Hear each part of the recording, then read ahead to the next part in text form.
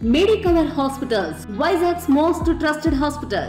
04068334455. నిన్నటిదాకా గతంలో ముఖ్యమంత్రిగా పనిచేసినటువంటి జగన్మోహన్ రెడ్డి గారు ప్రజలు ఇచ్చినటువంటి తీర్పుని జీర్ణించుకోలేనటువంటి పరిస్థితుల్లో ఉన్నారనేటువంటిది ఆయన శాసనసభాధిపతికి రాసినటువంటి లేఖను బట్టి మాకు అర్థమవుతా ఉంది. నాకు ప్రధాన ప్రతిపక్ష హోదా ఇవ్వకుండా అన్ని పార్టీలు ఏదో ఆలోచన చేస్తున్నాయన్న భావన నాకు కలుగుతోంది అని. జగన్మోహన్ రెడ్డి గారు, పార్టీలు ప్రతిపక్ష హోదాలు ఇవ్వవండి. మీరు అధికారంలో ఉంటారా, ప్రతిపక్షంలో ఉంటారా, ప్రతిపక్ష హోదా కూడా లేకుండా ఇవ్వాలని తీర్పునిచ్చేటువంటిది ప్రజలు. ఈ రాష్ట్ర ప్రజానీకం మీకు ప్రతిపక్ష హోదా కూడా ఇవ్వకూడదు అని నిర్ణయం తీసుకుని తీర్పునిచ్చారు. దాన్ని మీరు యాక్సెప్ట్ చేయండి. ఎస్, బాధాకరమైనటువంటి అంశం. అందుకనే మేము ఎక్కడ కూడా మీరు శాసనసభలోకి వచ్చినా పోయినా కూడా మేమేం మాట్లాడలేదు, చాలా హుందాగా వ్యవహరించాం. గతంలో చంద్రబాబు నాయుడు గారు మొట్టమొదటిసారి మాట్లాడే ప్రయత్నం చేస్తే ఒకసారి శాసనసభ వీడియోలు తెప్పించుకుని చూడండి, మీరు ఎంత హెకిల్ చేసేటువంటి ప్రయత్నం చేశారు. మీరు యాక్సెప్ట్ చేయండి. ప్రజల తీర్పు మీకు ప్రతిపక్ష హోదా ఇవ్వకూడదు అనేటువంటిది ఇచ్చారు. మీరు ఏదో నిన్న స్పీకర్ గారికి లెటర్ రాశారు. వాళ్ళు చూస్తున్న మీడియా మిత్రులు అడిగితే దాని మీద రెస్పాండ్ అవ్వాల్సి వస్తూ ఉంది. మీరు ఎవరిచ్చారో ఈ సలహా నాకైతే అర్థం కాదు. ఈ లేఖ రాయమని చెప్పి మీకు ప్రతిపక్ష హోదా వస్తుంది అని ఏదో ఒక యాక్ట్ ఉంది, ఆ యాక్ట్ ప్రకారం in Andhra Pradesh payment of salaries and pension, జీతాలు బత్యాలు ఇచ్చేటువంటి పెన్షన్ ప్రకారం మీకు ప్రతిపక్ష నాయకుడి హోదా వస్తుంది అనేటువంటి సలహా ఏ పెద్ద మనిషి ఇచ్చాడో. దయచేసి నేను ఈ డెమోక్రసీలో ప్రతిపక్షం ఉండాలని కోరుకునేవాడిని కాబట్టి చెప్తున్నా. గతంలో అంతమంది సలహాదారులు పెట్టుకుని ఇక్కడ దాకా వచ్చారు. ఇప్పుడైనా మంచి సలహాదారుని పెట్టుకోండి. ఈ లేఖ రాసింది మీ సొంత ఆలోచన అయితే మీరు ఇంకొంచెం ప్రజా తీర్పుని ఆమోదించే స్థితికి రావాలి అని నేను కోరుకుంటున్నా. ఇది మీకు ఏ సలహాదారుడు ఇచ్చిందైతే మాత్రం మీ భవిష్యత్తు ఎట్లుండబోతుందో మాకు అర్థమైపోయింది. ఆ సలహాదారులతో ఇక్కడికి వచ్చారు, ఈ సలహాదారుడితో మీరు ఎక్కడికి పోతారు అనేటువంటిది మాకు అర్థమవుతోంది. లెటర్లో మీరు ఏం రాశారు? It is the customary tradition of administering the oath to the elected members. ఇదేదో సాంప్రదాయంగా ఓత్ చేస్తారని మీరు చెప్తున్నారు, ప్రమాణ స్వీకారం. సారీ జగన్మోహన్ రెడ్డి గారు, మీరు ఎప్పుడు ఎక్సైజ్ బుక్స్ లేకపోతే ఇసుక అకౌంట్ బుక్స్ కాదు చూడాల్సింది. అప్పుడప్పుడు assembly rules book, parliamentary practices మీద కౌలన్ షక్దర్ బుక్ కూడా చూడండి, అర్థమైతే. ఇది సాంప్రదాయం కాదండి. 188 ఆఫ్ ది కాన్స్టిట్యూషన్ ఆర్టికల్ ప్రకారము మ్యాండేటరీ. ఇది సభ్యుడిగా ప్రమాణ స్వీకారం చేసిన తర్వాత మాత్రమే అతన్ని సభ్యుడిగా గుర్తించబడతాడు, అక్కడ కూర్చోవడానికి అర్హుడవుతాడు, అతనికి ఓటింగ్కి సంబంధించినటువంటి అర్హతలు వస్తాయి. ఇది సాంప్రదాయం కాదు. మీ మొట్టమొదటి లేఖలో మొదటి లైన్లోనే మీ ఆలోచనలో తప్పు ఎట్లా ఉంది అనేటువంటిది అర్థమవుతోంది. ఆ లెటర్లో మీరు ఏం రాశారు? ఇంకోటి, దెన్ ఆయన ఏంటి పాస్ట్ ప్రాక్టీసెస్ గురించి మీరు మాట్లాడారు. ఏంటి, గతంలో లీడర్ ఆఫ్ ది హౌస్ అంటే ముఖ్యమంత్రి కాబోయేటువంటి వ్యక్తి, తర్వాత ప్రతిపక్ష నాయకుడు చేస్తాడు, ఆ తర్వాత మంత్రులు చేస్తారు అనేటువంటిది కరెక్టే. కానీ మీరు ప్రతిపక్ష నాయకుడు కాదే. ఇక్కడ ప్రతిపక్షంలో ఉన్నటువంటి పార్టీకి సంబంధించినటువంటి నాయకుడు మీరంతే. డిఫరెన్స్ ఉంది. ఫ్లోర్ లీడర్ అంటారు మిమ్మల్ని, పార్లమెంట్లో గ్రూప్ లీడర్ అంటారు, శాసనసభలో మనం ఫ్లోర్ లీడర్ అంటాం. మీరు ఆ గ్రూపుకి నాయకుడు మాత్రమే తప్ప ప్రతిపక్ష హోదా కలిగినటువంటి ప్రతిపక్ష నాయకుడు కాదు. మీరేం చెప్పారు? మీకు ఇది నిబంధన 10% ఉండాలి అనేటువంటిది లేదు అనేటువంటిది. ప్రతిపక్ష నాయకుడి హోదాను డిసైడ్ చేసేటువంటిది చాలా స్పష్టమైనటువంటి డైరెక్టివ్స్ ఉన్నాయి. ఎవరు ఇంత మరీ ఓనమాలు కూడా చూసుకోకుండా ఎట్లా మీ చేత ఈ లేఖ రాయించారో మీకు వచ్చిన ఆలోచన నాకు అర్థం కాదు. ఇప్పుడు కాదండి, మన శాసనసభలో ఈ దేశంలో ఉన్న అన్ని శాసనసభలు ఫాలో అయ్యేటువంటి ప్రిన్సిపల్ అది. పార్లమెంట్లో ఎప్పుడో మొదటి స్పీకర్ మాల్వంకర్ గారు కొన్ని డైరెక్షన్స్ ఇచ్చారు. మీకు కాపీ కావాలంటే నేను పంపిస్తాను. అది మీకు మన అసెంబ్లీ రూల్స్ బుక్లో ఉండదు. అది ఎక్కడ దొరుకుతుంది మీకు? కౌల్ అండ్ షక్దర్ బుక్లో 1964లో ఏం జరిగింది, ఆ తర్వాత ఏం జరిగింది, ఆ తర్వాత ఏం జరిగింది అనేటువంటి డీటెయిల్స్ చాలా డీటెయిల్డ్గా ఉన్నాయి. దాంట్లో మీకు ఒక పేజ్ ఎక్స్ట్రాక్ట్ మీకు పంపిస్తాను. దాంట్లో ఒక లైన్ మీకు చదివి వినిపిస్తాను. ప్రతిపక్ష నాయకుడి హోదా ఎవరికి ఇవ్వాలి అనే దాని మీద మొదటి స్పీకర్ గారు నిబంధనలు పెట్టారు. ఈ రోజుకి కూడా ఆ డైరెక్టివ్స్నే భారతదేశంలో ఉన్న ప్రతి శాసనసభ కూడా ఫాలో అవుతుంది. ఏం దాంట్లో 3-4 ఉన్నాయి. ప్రధానమైనది మీకు సంబంధించి మాత్రం చదువుతాను. Shall have at least a strength equal to the quorum fix to constitute a sitting of the house, that is 1/10 of the total number of the members of the house. సభ జరపడానికి కోరం ఎంత కావడానికి ఎంతమంది ఉండాలో అంతమంది ఉన్నప్పుడు మాత్రమే ప్రతిపక్ష హోదా ఇవ్వాలి అని. అది కూడా ఎంత అనేది కూడా అందులోనే స్పష్టం చేశాడు. 1/10 ఆఫ్ ది హౌస్, 10వ వంతు సభలో ఉన్నటువంటి సభ్యుల్లో 10వ వంతు ఉన్న వాళ్ళకి మాత్రం, దట్ ఈస్ 10%. మా జగన్మోహన్ రెడ్డి గారు మీరే మొన్నటిదాకా గవర్నమెంట్లో ఉన్నప్పుడు ఏమన్నారు మీరు? చిటికేస్తే చంద్రబాబు నాయుడు గారు ఉన్న వెనకాల 5 మంది వస్తే చంద్రబాబు నాయుడు గారికి ప్రతిపక్ష హోదా ఉండదన్నారు. చిటికెలు వేస్తూనే ఉన్నారు 5 ఏళ్లలో. ఏమైంది? చంద్రబాబు నాయుడు గారు వెనకాల ఉన్న సభ్యులు మీ వెనకాల వచ్చారా? హోదాలు పోయినాయా? ఆ రోజు మీకు తెలుసు కదా 10% అనేటువంటిది. మీ నోటితో మీరే చెప్పారే ఇదే శాసనసభ సాక్షిగా. మళ్ళీ ఇవాళ వచ్చేసి ఆ 10% నిబంధనే లేదు తూచ్. మీ ఇవన్నీ చూస్తూ ఉంటే ప్రజలు అధికారం తీసేసినా మీరు ఇంకా ఆ కొసరు అధికారం కోసం పాకులాడుతున్నట్టు కనపడుతుంది. ప్రతిపక్ష నాయకుడు అంటే క్యాబినెట్ ర్యాంక్ వస్తుంది, దాన్ని పెట్టుకునేదో జులుం చేయొచ్చు అనేటువంటి ఆలోచనలు ఏమన్నారో మార్చుకోండి. ఆలోచన ధోరణి మార్చుకోండి. అప్పుడప్పుడు మీరు ఎప్పుడూ మీ వ్యాపారాల గురించి ఇంకోటి ఆలోచించినా కనీసం ఇప్పుడైనా ప్రజల గురించి ఆలోచించేటువంటి ప్రయత్నం చేయండి. మీ అధికారాలు మీరు ఎంతసేపు ఉన్న దానికోసం మీ తపన ఆరాటం కనపడుతుంది తప్ప ప్రతిపక్ష హోదా నాయకుడు మీరు మాట్లాడాలి అనుకుంటే మేము మొదటి రోజు చెప్పాం కదా, రండి శాసనసభకు. అందరు శాసనసభ్యుల్లాగానే మీకు మాట్లాడేటువంటి అవకాశం ఉంటుంది. ఎందుకు మీరు ప్రతిపక్ష హోదా కావాలి, నేనేదో ప్రజా సమస్యలు ఇప్పుడు గుర్తుకొచ్చినాయా మీకు? ఇంకా మీరు ఏం రాశారు లెటర్లో? 10% నిబంధన చాలా స్పష్టంగా చెప్పాం. రెండవది నేను మళ్ళీ రిపీట్ చేస్తున్నా, అప్పుడప్పుడైనా rules book, Kaul and Shakdher book చదవండి. మీకు చదవడం ఓపిక ఇష్టం లేకపోతే పక్కన ఇంకోరిని పెట్టుకోండి, తప్పులేదు. మీరే చదవాలన్నటువంటి ఆలోచన లేదు. దాంట్లో కోరిక ఉన్నవాడిని ఏమన్నా పెట్టుకోండి పక్కన. చెప్పాను కదా, గతంలో సలహాదారులు పెట్టుకుని ఇక్కడ దాకా వచ్చారు. ఈ లెటర్ రాసిన సలహాదారుడి మాట అంటే మీరు ఎక్కడికి పోతారో మాకు స్పష్టత వస్తూ ఉంది. ఇంకా ఏం రాశారు దాంట్లో లెటర్లో? 84లో ఉపేంద్ర గారిని లీడర్ ఆఫ్ ది అపోజిషన్ పార్టీగా పార్లమెంట్ గుర్తించింది అని. వాస్తవాలు తెలుసుకోండి జగన్మోహన్ రెడ్డి గారు. ఆ రోజు దేశంలో వీఆర్ ది లార్జెస్ట్ పార్టీ, గర్వంగా చెప్తాం. తెలుగుదేశం పార్టీ లార్జెస్ట్ పార్టీగా అవతరించింది. ఆ రోజు పార్లమెంటు నిబంధనల ప్రకారం 30 మంది ఉంటే వాళ్ళని ఒక గ్రూప్ లీడర్గా గుర్తిస్తారు. ఆ రోజుకి నాకు గుర్తుంటే ఉపేంద్ర గారు లోక్సభ సభ్యుడు కాదు, రాజ్యసభ సభ్యుడు ఆయన. ఇఫ్ ఐఎమ్ కరెక్ట్, వెరిఫై చేసి చెప్తాను. మా పార్లమెంటరీ పార్టీ లీడర్గా మేము ఆయన్ని పెడితే ఆయన లోక్సభ వ్యవస్థ గ్రూప్ లీడర్గా గుర్తించింది, అంటే ఫ్లోర్ లీడర్గా గుర్తించింది. ఆ తర్వాత జరిగిన పరిణామాలు కూడా చెప్తున్నాం. ఆ తర్వాత ఇతర కారణాలతో ఒక సభ్యుడు రిజైన్ చేస్తే మాకు ఆ హోదా పోయింది 29 మంది అయ్యేటప్పటికి మాకు.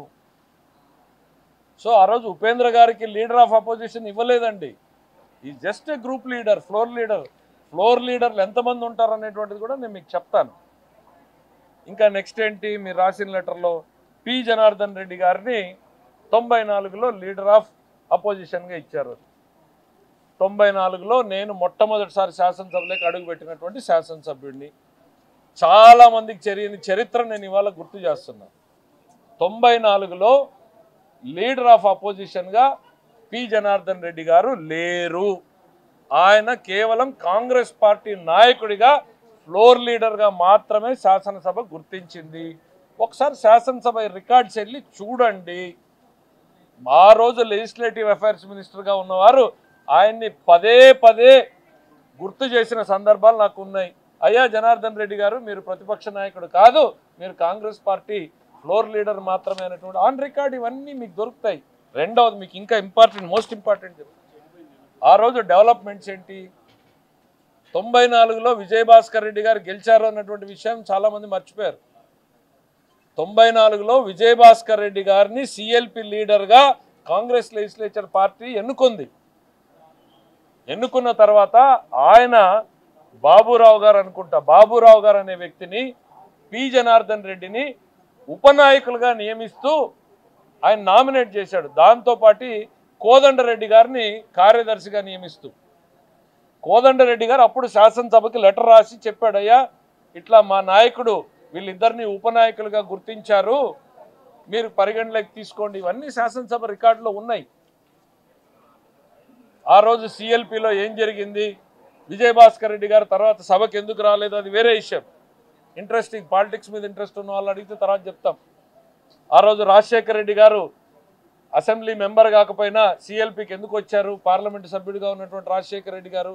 ఆ తర్వాత విజయభాస్కర్ రెడ్డి గారు రాజీనామా చేసిన తర్వాత పి జనార్దన్ రెడ్డి గారు మళ్ళీ సిఎల్పి లీడర్గా ఎలక్ట్ అయ్యాడు. నాకు తెలిసి ఉపనాయకులుగా అప్పుడు గాదె వెంకటరెడ్డి గారు, మా జిల్లాకు సంబంధించిన జేసీ దివాకర్ రెడ్డి గారు NR, if my memory is correct. ఆ రోజు కూడా ఆయన ప్రతిపక్ష నాయకుడు కాదు, కేవలం కాంగ్రెస్ పార్టీ నాయకుడు, ఫ్లోర్ లీడర్. ఇట్లాంటి ఫ్లోర్ లీడర్లు ఆ రోజు ఎంతమంది ఉన్నారు అనేటువంటిది మీకు ఏదన్నా ఒక సమాచారం కావాలంటే నాకు బాగా గుర్తుంది. ఎందుకనంటే నేను మొట్టమొదటిసారి శాసనసభకు వచ్చాను. శాసనసభకు వచ్చినప్పుడు ఆ రోజు స్టాల్వార్ట్ లీడర్స్ ఉన్నారు, ఫ్రీడమ్ ఫైటర్స్ ఉన్నారు. సిహెచ్ రాజేశ్వరరావు, విఠల్ రెడ్డి, పువ్వాడ నాగేశ్వరరావు, సిహెచ్ విద్యాసాగర్ రావు, వీళ్ళతో పాటు జనతా పార్టీ నుంచి కొమ్మిరెడ్డి రాములనేను గారిని గెలిచాడు. మళ్ళీ డికే అరుణ్ గారు అప్పుడు సమాజ్వాదీ పార్టీ నుంచి గెలిచారు. ఇన్ని పార్టీలు 94లో ఉంటే శాసనసభ ఆ రోజు ఎంతమందిని గుర్తించిందో మీకు ఒకసారి చదివి వినిపిస్తాను. శాసనసభ రికార్డు ప్రకారం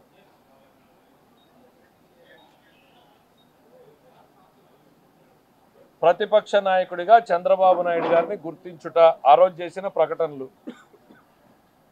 దెన్ విజయరామారావు గారిని టీఆర్ఎస్ పార్టీ తరఫున ఫ్లోర్ లీడర్గా గుర్తించుట. నోముల నరసింహయ్య గారిని సిపిఐ ఎం పార్టీ తరఫున ఫ్లోర్ లీడర్గా గుర్తించుట.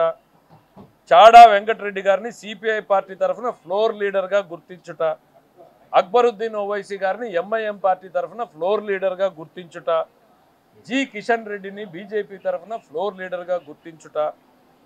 కె రాములు గారిని జనతా పార్టీ తరఫున ఫ్లోర్ లీడర్గా గుర్తించుట. తర్వాత అంటే లేటర్ ఆన్, నేను ఇందాక 94 చెప్పాను, తర్వాత 2004లో వచ్చినటువంటి డీటెయిల్స్ చెప్తా ఉన్నాను.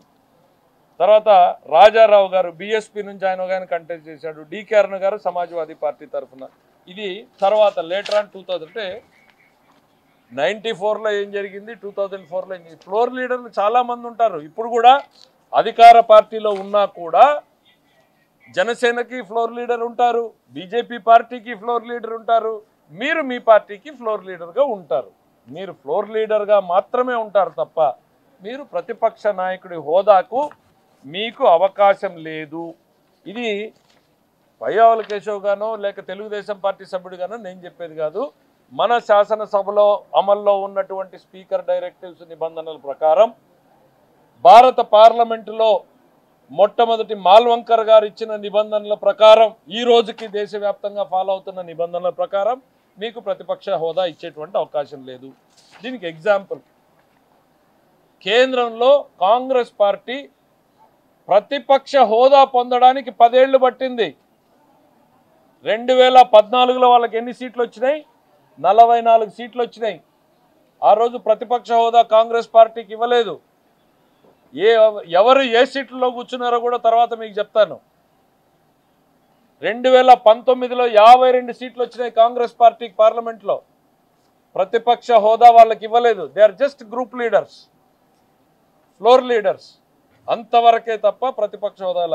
ఈ సంవత్సరం బహుశా ఈరోజు అయిందనుకుంటా, ఇఫ్ ఐఎమ్ కరెక్ట్, ఈరోజు వాళ్ళు రాహుల్ గాంధీను ఏదో ప్రతిపక్ష నాయకుడిగా ఎన్నుకోబోతున్నట్టున్నారు. 10 సంవత్సరాలు పట్టింది. మీకు కూడా 10 సంవత్సరాలు పడుతుంది ప్రతిపక్ష హోదాకు రావడానికి. ఖచ్చితంగా మీకు 10 సంవత్సరాలు పడుతుంది. మళ్ళీ ఫ్యూచర్లో రేపు నెక్స్ట్ 2029లో కూడా ఎందుకనంటే మీ సలహాలు, మీ వైఖరి, ప్రజల పట్ల మీ ఆలోచన, ఎన్నికల్లో ఎందుకు ఓట్లు వేయలేదని ప్రజల్ని తప్పుపడుతున్న విధానం, ఇవన్నీ చూస్తూ ఉంటే మీరు ఎటుపోతున్నారో అర్థమవుతుంది. ఖచ్చితంగా మీరు ప్రతిపక్ష హోదా పొందడానికి కనీసం ఒక 10 ఏళ్ళు పడుతుంది. దాంట్లో మాకేం డౌట్ అక్కర్లేదు. అంతెందుకు, మీకు చాలా ఆప్తుడు కేసీఆర్ గారు, పక్కనే ఉన్న రాష్ట్రం తెలంగాణలో 2019లో కాంగ్రెస్ పార్టీకి ఎన్ని సీట్లు వచ్చినాయి? వాళ్ళకి దాదాపు 2014-19లో 19 సీట్లు వస్తే ప్రతిపక్ష నాయకుడి హోదా ఇవ్వాల్సి ఉంటే అప్పుడు బట్టి విక్రమార్క అనుకుంటా వాళ్ళు ప్రపోజ్ చేసింది. ఇవ్వకుండా ఏం చేశారు? 12 మందిని టీఆర్ఎస్లోకి చేర్చుకున్నారు. అధికారికంగా శాసనసభ రికార్డులో వాళ్ళు కాంగ్రెస్ పార్టీ సభ్యులుగానే చూపిస్తూ ఉన్నారు, స్పీకర్ గారు ప్రకటన చేస్తూ ఉన్నారు. కానీ మెజారిటీ ఉన్న వాళ్ళకి ప్రతిపక్ష నాయకుడి హోదా కూడా ఇవ్వలేదు. మీ మిత్రుడు, మేము అట్లాంటి నెగిటివ్ సాంప్రదాయాల్లోకి మేము పోం. ఖచ్చితంగా 10 ఏళ్ళు పోరాటం చేయండి. 10 ఏళ్ల తర్వాత మీకు ప్రజలు మీ పక్షాన నిలిచి మీకు ప్రతిపక్ష హోదాని ఇస్తే తప్పకుండా ఆ హోదా అనేటువంటిది మీకు లభ్యమవుతుంది తప్ప మీరేదో లెటర్లు రాసి స్పీకర్ని బెదిరించినట్టుగానో, లేక పొలిటికల్ పార్టీల్ని బెదిరించినట్టుగానో, లేక ఓట్లు వేసినటువంటి ప్రజల తీర్పును తప్పుపట్టేట్టుగానో మాట్లాడడం అనేటువంటిది సరైనది కాదు. నేను చివరిగా 2-3 మళ్ళీ కన్క్లూజన్లో చెప్తా ఉన్నా. ఇంతమంది సలహాదారులను పెట్టుకుని ఇక్కడికి వచ్చారు. ఈ లేఖ రాసింది మీ ఆలోచన అయితే మీ వైఖరి మార్చుకోండి. ఒకవేళ మీకు సలహాదారులు ఇచ్చిందైతే ముందు వాళ్ళని మార్చుకోండి. ఎప్పుడు అకౌంట్ బుక్సే కాకుండా అప్పుడప్పుడు రూల్ బుక్స్, కౌలన్ షక్దర్ బుక్స్ కూడా చూడండి. Thank you. ఏంటి సార్?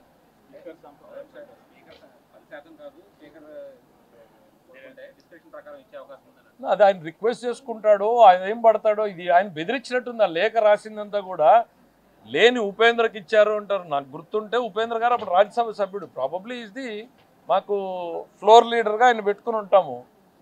ఫ్లోర్ లీడర్గా వచ్చినటువంటి గుర్తింపుని పట్టుకుని ఆయన లీడర్ ఆఫ్ అపోజిషన్గా ఇచ్చారని రాస్తాడు. నువ్వు ఎందుకు ఇవ్వవు నాకు?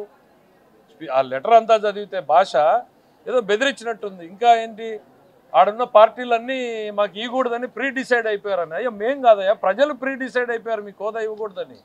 మీరు రాసిన లేఖలు ఏం రాశారు? నాకు అనుమానం వస్తుంది,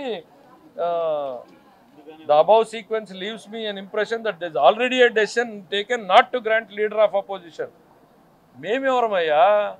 ఇచ్చేది స్పీకర్ గారు, ఇవ్వాలా లేదా అని డిసైడ్ చేసేది ప్రజలు. మీకు ప్రజలు తీర్పు ఇచ్చారు. మీరు ఇంకా మా పార్టీలు ఇంకా నేను అధికారంలో ఉన్నాను అన్నట్టు బెదిరించే వైఖరిని మానుకోండి. కొంచెం మార్పు రానియండి.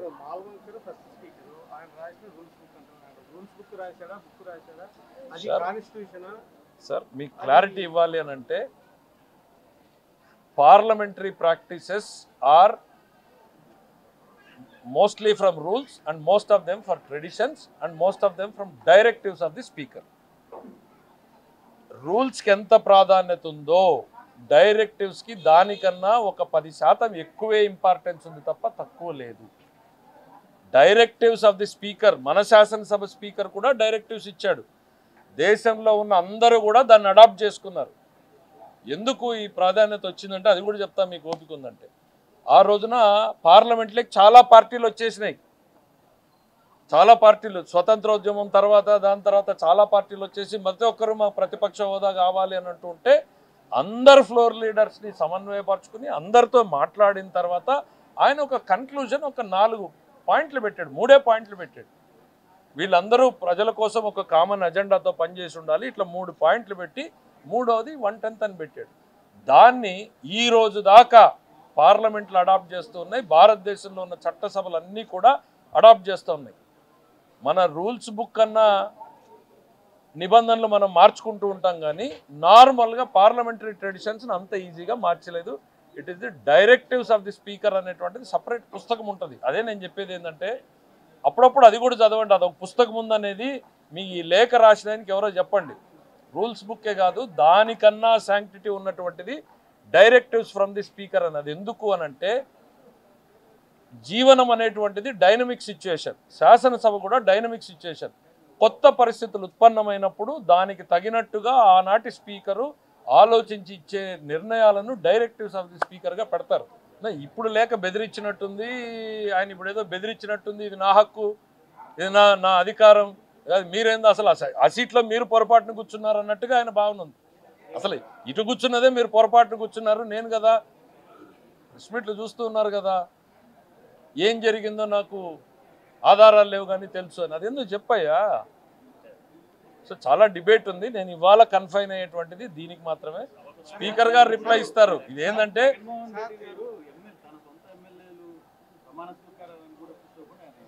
ఇప్పుడు మాకు హుందాగా మా అధినాయకుడు చాలా డైరెక్షన్స్ క్లియర్గా ఉన్నాయి. మీరు చాలా హుందాగా వ్యవహరించాలన్నాడు. ఆయన కూడా ప్రభుత్వానికి ఇట్లా లేఖలు వచ్చినాయి, మీ ఆలోచనలు ఏంటి అని అన్ని పార్టీలని కన్సల్ట్ చేసినప్పుడు మా సైడ్ ఉన్న పార్టీలు అన్నీ కూడా చెప్పాయి ఎస్ కన్సిడర్ చేయండి అని. ఇప్పుడు అల్టిమేట్లీ శాసనసభ కదా డిసైడ్ చేసేది. మేము కూడా ఒక పార్టీని అందులో. మా సైడ్ వ్యూస్ ఏంటి, పర్లేదు ఆయన వెహికల్ రానియండి లోపలికి, ఆయన అంత అభద్రత ఫీల్ అవుతూ ఆయన నేను బయట ఎక్కడ కూడా నడవలేను అనేటువంటి అభద్రత ఫీల్ అవుతుంటే రానియండి అనేది మా ఆలోచన. నేను నా కారులోనే సేఫ్గా ఉంటాను, జనం మధ్య నేను సేఫ్గా ఉండలేనన్న భావనలో ఆయన ఉంటే రానియడంలో తప్పులేదు కదా. పాపం ఆయన అంత అభద్రతతో ఉన్నప్పుడు రానియడంలో తప్పులేదు. ఆయన స్వేరింగ్ ఎన్నిక నాకు ముందు కావాలి అన్నాడు.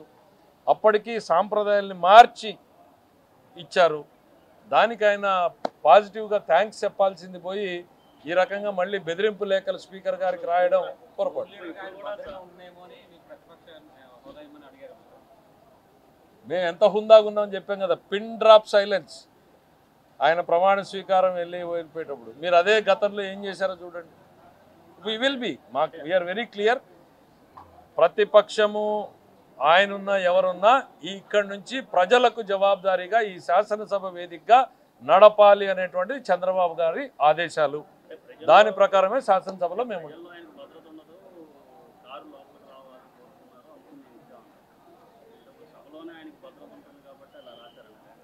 అదే ఆయనకి ఎక్స్ప్లిసిట్గా ఆయన ఏంటో ఆయన బాధ ఏంటో రిక్వెస్టా బెదిరింపా ఏందో స్పష్టంగా తెలుసు. ఇది నా హక్కు కాదని నేను చెప్తున్నా. ఫైనల్గా డిసైడ్ చేయాల్సింది స్పీకర్ గారు. మీరు అడిగారు, నేను చెప్పా కాదు ఇది నా హక్కు అనేటువంటిది ఏదన్నా ఉంటే చెప్పనేయండి. పాపం మాల్వంకర్ పుస్తకం కాదండి, మీరు అర్థం చేసుకోవాల్సింది. ఆయన రాసింది కాదండి. It is called directives of the speaker. ఎవరు స్పీకర్లుగా ఉన్నా కూడా వాళ్ళు ఇచ్చినటువంటివన్నీ కలిపి ఒక కంపైలేషన్ చేశారు. డైరెక్టివ్స్ ఆఫ్ ది స్పీకర్ అనేది ఒక స్పీకర్ ఇచ్చినటువంటిది కాదు. నేను హిస్టరీని గుర్తు చేయడానికి ఇది ఎప్పటి నుంచి ఉందంటే 1960వ దశకంలోనే ఇది చర్చ ప్రారంభమైంది. అప్పటి నుంచి దేశం మొత్తం ఇదే ఫాలో అవుతూ ఉంది అని. మాల్వంకర్ గారు ఒక్కరిచ్చిందే దాంట్లో డైరెక్టివ్స్ ఆఫ్ ది స్పీకర్లో ఉండదు. నిన్న ఓం బిర్లా గారు ఏదన్నా ఒక అంశం మీద ఒక డైరెక్టివ్ ఇస్తే కూడా అది డైరెక్టివ్స్ ఆఫ్ ది స్పీకర్ అనేటువంటి పుస్తకం లేకపోతుంది. ఇప్పుడు చాలామంది చెప్తున్నది ఏంటంటే ఏదో ఒక వంక పెట్టి సభకు రాకూడదు అనేటువంటిది జగన్మోహన్ రెడ్డి గారు ప్రయత్నం చేస్తున్నారని. అందులో ఇది కూడా ఒక భాగం కావచ్చు. దాంట్లో ప్రజలు ఎక్కువగా మా దగ్గరకు వచ్చే వాళ్ళు చెప్తా ఉన్నది ఏంటంటే జగన్మోహన్ రెడ్డి గారు ఏదో ఒక వంక పెట్టి సభకు రాకుండా ఉండే ప్రయత్నం చేస్తున్నాడు, లేకపోతే ఏదో సానుభూతిని పొందే ప్రయత్నం చేయాలని చేస్తున్నాడు అని. మేము హుందాగా వ్యవహరిస్తాం. సభలో ప్రజల సమస్యల మీదనే మా ప్రాధాన్యత ఉంటుంది. ప్రజలకు జవాబుదారీగానే మేము ఉండాలి అనేటువంటిది చంద్రబాబు నాయుడు గారి ఆదేశం. దాని ప్రకారమే మంత్రులు కానీ శాసనసభ్యులు కానీ వ్యవహరిస్తాం. ప్రతిపక్ష సభ్యుడిగా ఆయన వస్తే ఆయనకున్న టైంలో ఆయన ఖచ్చితంగా మాట్లాడొచ్చు. దానికి ఎటువంటి అభ్యంతరం కూడా మాకు ఉండదు. కాకపోతే మళ్ళీ రిపీట్ చేసేది, ఎప్పుడు ఎక్సైజ్ అకౌంట్ బుక్స్, ఇసుక అకౌంట్ బుక్స్, ఇంకో అకౌంట్ బుక్స్ కాకుండా అప్పుడప్పుడు కౌలన్ సగ్దర్ చదవండి, అప్పుడప్పుడు రూల్స్ బుక్ చదవండి, అప్పుడప్పుడు స్పీకర్ డైరెక్టివ్స్ కూడా చదవండి. మంచి సలహాదారులు పెట్టుకోండి. Thank you. మరిన్ని వీడియోస్ కోసం ఛానల్ ని సబ్స్క్రైబ్ చేయండి. లేటెస్ట్ అప్డేట్స్ కోసం వాట్సాప్ ఛానల్ ని ఫాలో చేయండి. అండ్ లింక్ డిస్క్రిప్షన్ లో ఉంది.